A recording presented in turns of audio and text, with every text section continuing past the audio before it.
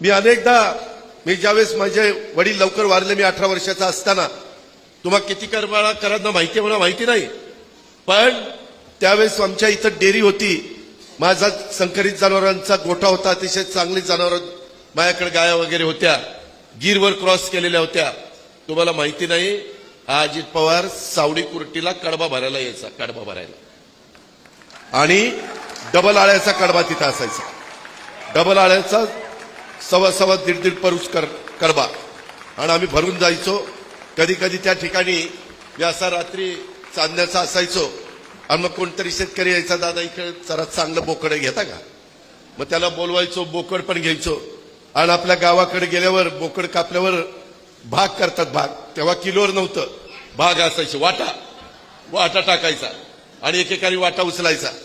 सगळ्यांनी वाटे उचलल्यानंतर 2 वाटे आपल्याला राहायचे, फुकटात निघायचे, आणि त्याच्यात कातडे मुंडी विकायची. आहे का नाही बरोबर? हा, ज्या गावच्या बाबळी त्याच गावच्या पुरी, आपल्याला सगळं माहिती.